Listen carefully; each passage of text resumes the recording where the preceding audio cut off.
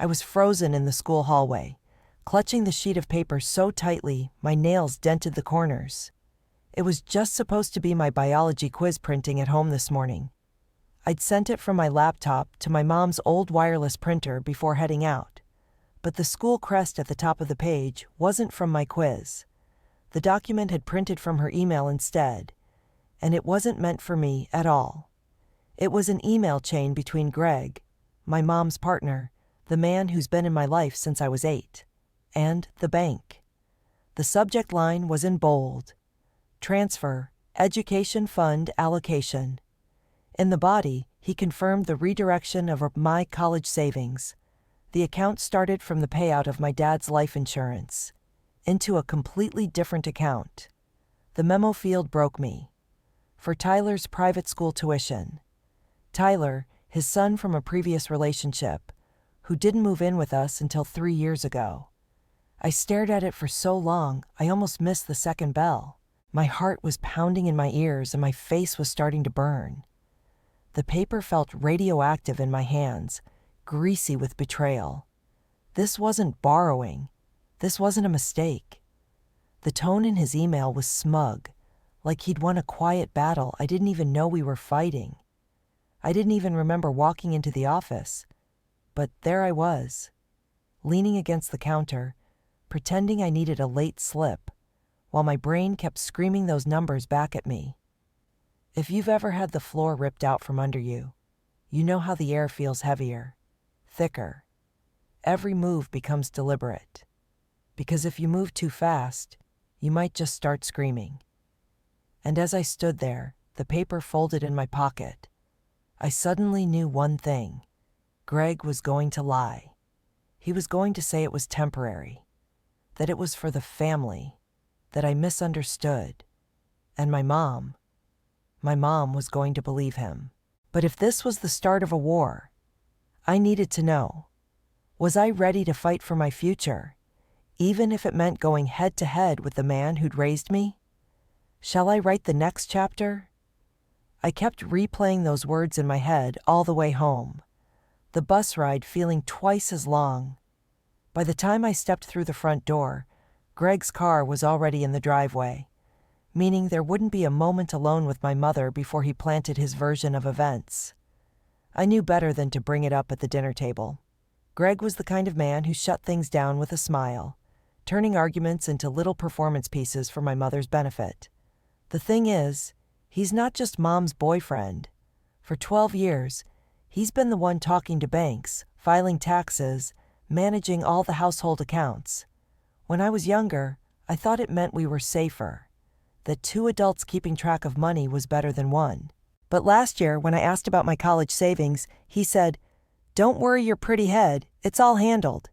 Except it was never his to handle. That money came from my dad, my real dad, who died when I was 6. My mom fought to get that life insurance payout.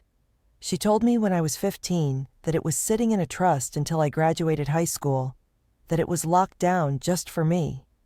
She even showed me the papers once. But then, when she moved all her stuff into Greg's home, her name stopped being on the envelopes, and Greg started answering all financial questions with "we'll see." And it's not like walking away is an option.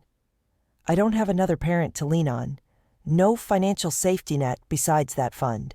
Without it, college isn't happening.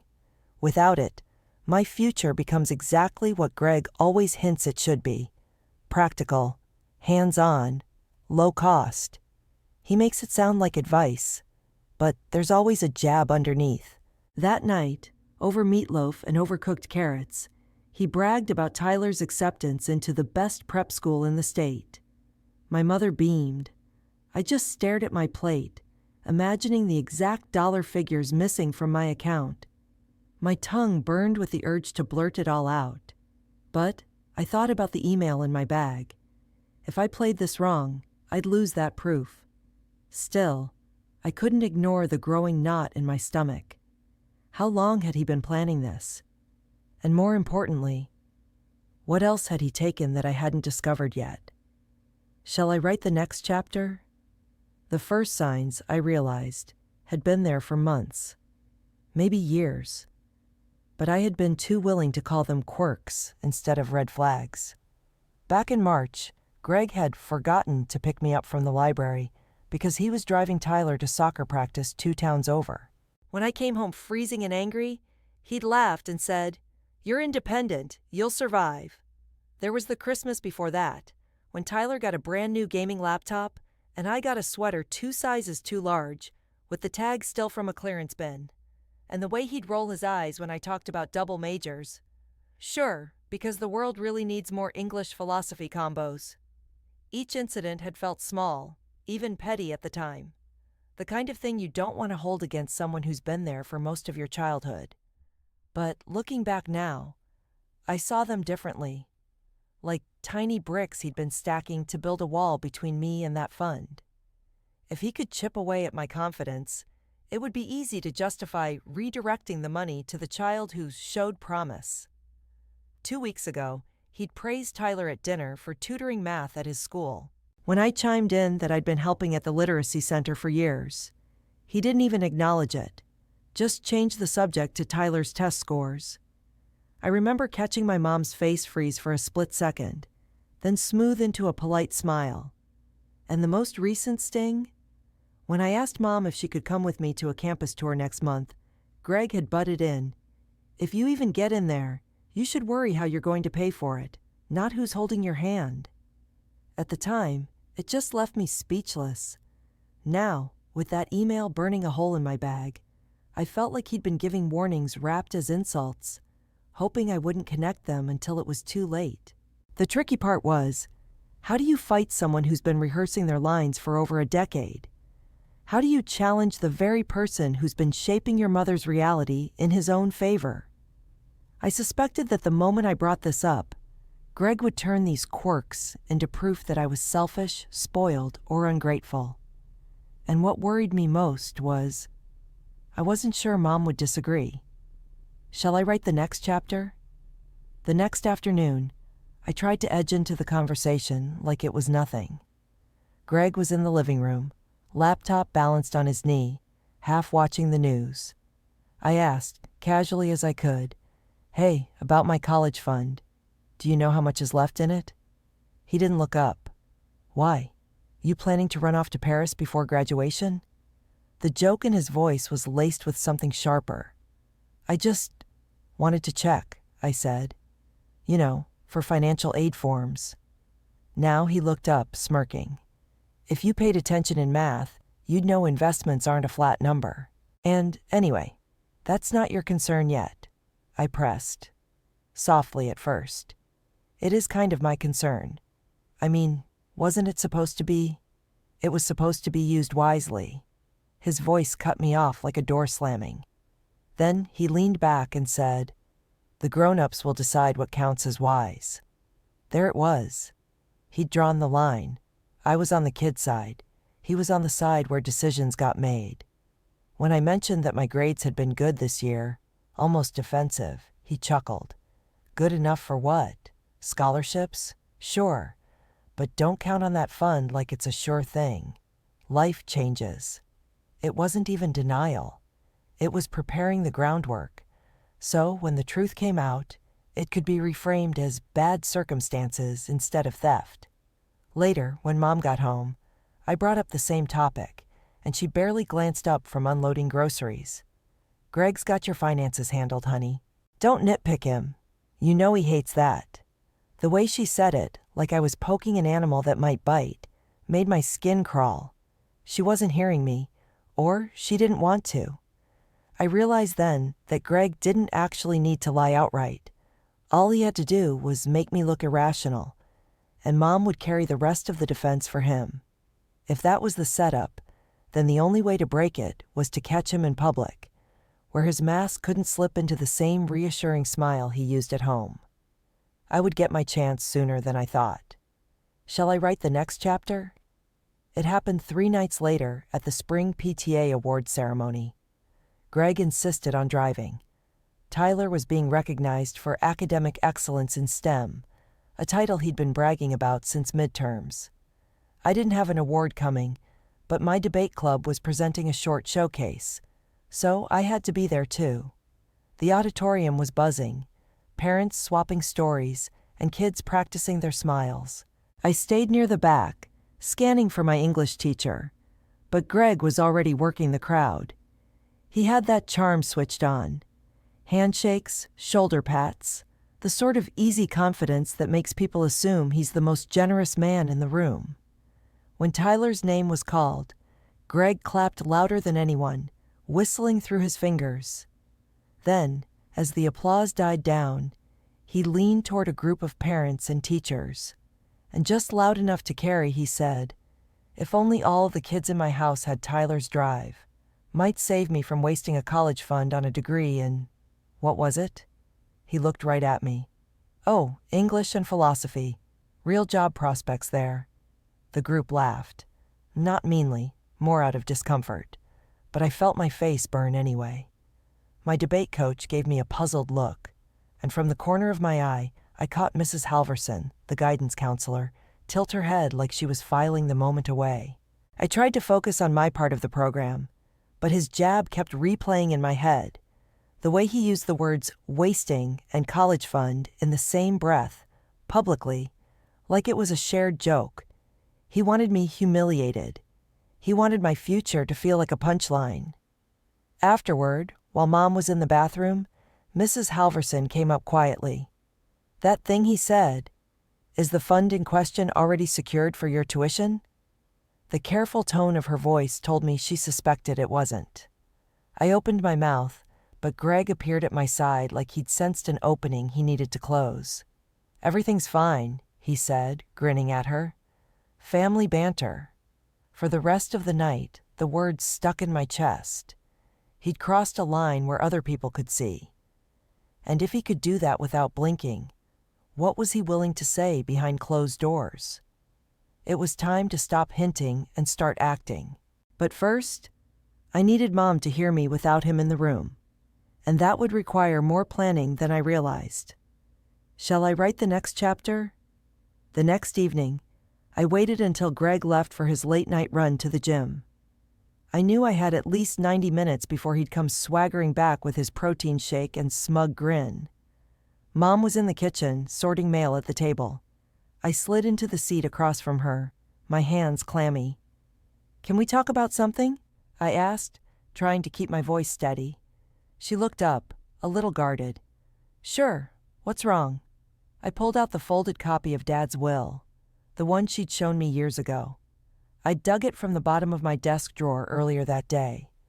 My finger landed on the line about the education fund, to be held in trust for the sole benefit of my daughter until her legal enrollment in a post-secondary institution. "Mom, this fund, it was meant for me, exclusively, from Dad." I held her gaze. "Greg is using it to pay for Tyler's tuition. I saw the email from the bank myself." Her brows knit, but she didn't reach for the document. "Sweetheart, money moves around. Greg manages it in ways you might not understand. That doesn't mean it's not for you in the long run." The air in the room seemed to close in. "But he's not supposed to touch it at all," I insisted.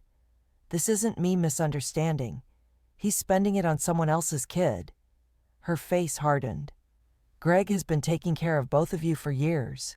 If he thinks the family's resources are better used a certain way for now, I trust his judgment." Family's resources. I actually laughed, bitter and sharp. "It's not the family's resources, Mom. It's mine." She got up, gathering the mail like the conversation was over. "I don't want to get into an argument with you about this. Don't nitpick him. He's done more for you than you realize." It was like hitting a wall made of steel wrapped in cotton, soft enough to muffle the blow, impenetrable just the same. I went upstairs shaking, the will still in my hand. If my own mother refused to protect what my dad had left for me, then appealing to her loyalty wouldn't work. Logic wouldn't work. I understood then that I needed something she couldn't wave away, something undeniable. Proof detailed enough to crack Greg's perfect narrative in half. And when the proof came, it arrived by complete accident. Shall I write the next chapter? It was 2 days later. Early morning. I was rushing to print an essay before school. Same as the day I found that first email, when the printer groaned and spat out not my document, but another page clearly not meant for me. The heading was unmistakable. Transfer confirmation, urgent processing completed. My eyes locked on the sender, Greg's email, and the recipient, a bank officer I recognized from the first printout. This one was even worse. Attached to the confirmation were account details, a clear breakdown of the education fund's depletion over the last 6 months. Line after line of withdrawals, each marked tuition payment, Tyler, last name. I scanned the dates. The first transfer happened the week Tyler was accepted into the prep school. The amounts were staggering. Semester fees, sports program enrollment, even a facility development donation. In total, more than half of my fund was already gone. At the bottom, Greg wrote, "Appreciate you keeping this discreet. My stepdaughter tends to overreact about money matters." My hands started to shake. Seeing it in black and white, with his smug little disclaimer about me, made it real in a way that punched me in the gut. This wasn't ignorance, like Mom pretended to believe. This was calculated. He was actively painting me as unstable to cover his tracks. I yanked the page from the tray, shoved it in my bag with the first email, and stuffed the rest of the paper back in the printer so no one would notice a missing sheet. The bell was going to ring soon, but it didn't matter. My head was already spinning with a new plan.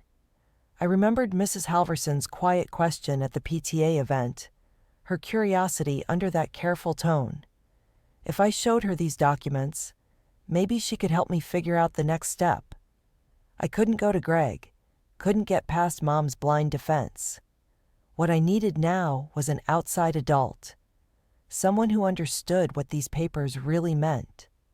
All day my backpack felt heavier, like it knew the weight of what it carried. I knew the longer I waited, the more he could move around, hide money, change things. By the final bell, I'd made my decision. My next stop wasn't home. It was the guidance counselor's office, and the beginning of a fight that could cut me off from my family entirely.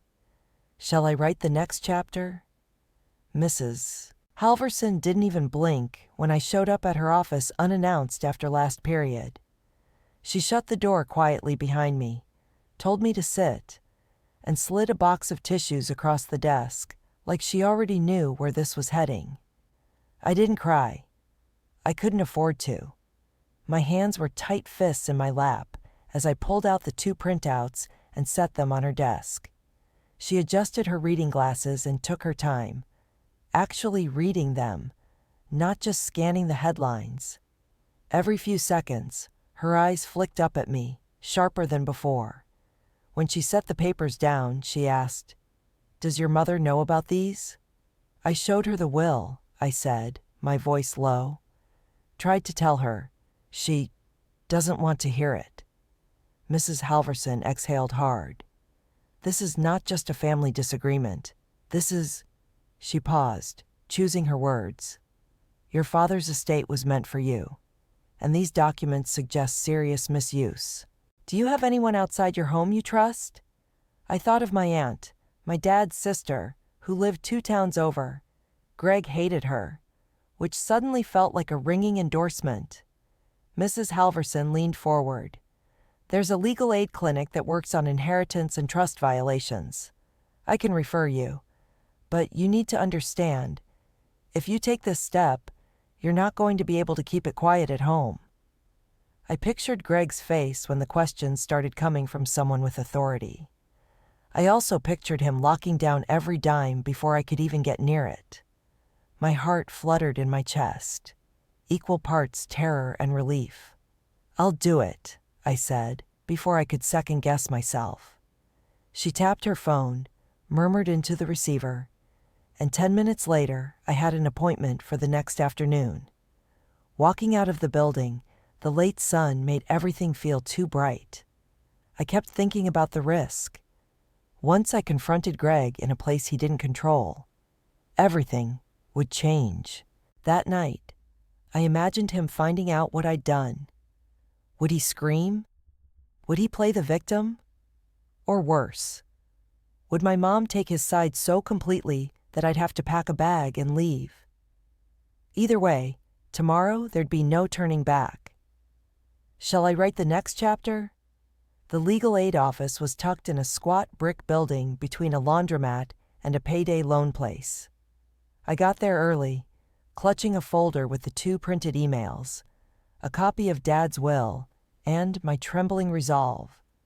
When I was called in, the lawyer, a slim woman with sharp eyes named Marissa, didn't bother with small talk. She motioned for me to lay out everything, and I did, speaking faster as I went, like it might spill out of me otherwise. She read the emails twice, checked the clauses in the will, and her jaw tightened. "This is serious," she said finally. "If these funds are in a trust, and he's not a named trustee, what he's done could be considered conversion, misappropriation, especially since the money came from your late father and is earmarked in legal documents for your education only." The weight of her words cut through my chest. Misappropriation. It made what Greg had done sound as stark and ugly as it felt. She offered to send a certified letter, one that would require his written acknowledgement, demanding an immediate accounting of the funds. "It often gets results faster than going straight to court," she explained. "But expect backlash. He won't like being forced to produce records." I hesitated. "Can my mom be there when we talk about it?" "Up to you," she said. "But if she's in deep with him, she might work against you without realizing it." The thought stung, but I knew she was right. The next day, I asked Greg to come with me, to clarify something about school, and made it sound casual, like I still trusted him. Mom wanted to tag along, but I said it was just about paperwork. When he walked into Marissa's office and saw the folder with his emails in plain sight, the change in his expression was instant. His smile didn't just fade, it broke. "This is what you dragged me here for?" he said, voice low and dangerous. "You could have just asked me at home." Marissa slid the papers toward him. "These documents suggest you've redirected funds from a trust. My client is the sole beneficiary. We're requesting full records immediately." His eyes flicked to me. This time there was no charming mask, just raw irritation. "You're trying to humiliate me," he spat. And for the first time, I felt the tiniest edge of power in the room. Because for once, Greg wasn't controlling the story. But if I thought that would make him back down, I was wrong. What he did next was his most aggressive move yet. "Shall I write the next chapter?" He pushed back from the chair so suddenly it scraped the tile, the sound sharp enough to make my pulse spike. "You think this is going to go how you want? You think you can sick some junior lawyer on me and walk away with your little princess money? That fund lives in my accounts now." He jabbed his finger toward my face, not touching, but close enough that I flinched. "You have no idea the kinds of things I've covered for your mother over the years. If I opened my mouth about that, you'd be embarrassed to show your face anywhere." Marissa's voice cut through the tension. "Threats won't help your case. We're simply requesting documented proof of the transactions and a restoration plan where necessary." He let out a humorless laugh. "Transactions? That money went where it was needed. Tyler's education benefits this family more than funding your 4-year poetry vacation." My fingernails dug into my palms. "It's not your decision to make." His jaw clenched. "It became my decision the day I started paying for your food, your clothes, your roof. That was Mom, not you." The words came out louder than I intended, sharp enough that even he blinked. "You're ungrateful," he snapped. "Everything I've done for you, and this is how you repay—" "Greg." Marissa's tone shifted, calm but cutting. "The trust was created from a life insurance policy belonging solely to her late father. Legally, you have no authority to redirect those funds. If we pursue this, a court could compel reimbursement. And your withdrawals would become public record. His eyes flickered. There it was. The crack. He stood, grabbing his jacket. This conversation's over. You'll regret this. And with that, he stalked out, the door slamming so hard the glass rattled. I sat there breathing hard, part of me exhilarated that he'd been forced into retreat, part of me terrified at whatever "you'll regret this" might mean. Marissa looked at me evenly. He's bluffing, but expect a storm at home. These kinds of power plays don't end neatly. I walked out, knowing she was right. The fallout was coming, and it wouldn't just touch me. Tyler's perfect prep school bubble was about to burst too. Shall I write the next chapter? 3 days later, the storm hit. It started with the silence. Greg avoiding me entirely. No sarcastic comments, no fake politeness. Just the sound of doors closing a little too hard, drawers slamming in the kitchen. Mom was tense, brittle. Every time I tried to talk to her, she'd mutter, "Not now," and walk away. Then came the shouting. It erupted one Thursday night after dinner, when the phone rang, and Mom picked it up in the living room. I couldn't hear the other end, but the words enrollment and payment overdue carried loud and clear from her end. Her voice shot up. "What do you mean the second semester tuition hasn't cleared?" She glanced at Greg, and it was like watching two masks rip off at once. "Must be a billing error," Greg said too quickly, but his tone had none of his usual certainty. "I'll handle it." "You'll handle it?" Mom's voice cracked. "You told me Tyler's school was fully covered." That's when I knew. The letter from Marissa must have scared him enough to halt the next transfer. And without it, the prep school's carefully constructed payment plan had collapsed. Mom's eyes darted to me like she was piecing things together she didn't want to admit. Greg noticed. "This is her fault," he snapped, pointing straight at me. "She's been meddling, turning things into legal battles. Now the accounts are frozen." "They're frozen because you stole from me," I shot back before I could stop myself. The air in the room went electric. "That money was for our family," Greg barked. "Your father's gone. I've been the one holding this house together. And if you think some lawyer's gonna hand it all back to you, you're delusional." Mom's face was pale. "Greg, is it true? About the trust?" He looked at her like a cornered animal. "It's complicated. You wouldn't understand." And for the first time in years, I saw her not bend. "Try me." He didn't answer. Just grabbed his keys and left. The front door slamming, the sound echoing down the street. 3 days later, I got a text from Aunt Lisa. "If you want to stay here for a while, I have a room ready." I didn't even hesitate. I packed that night, and that was just the first visible crack in the structure Greg had built. The rest was about to topple.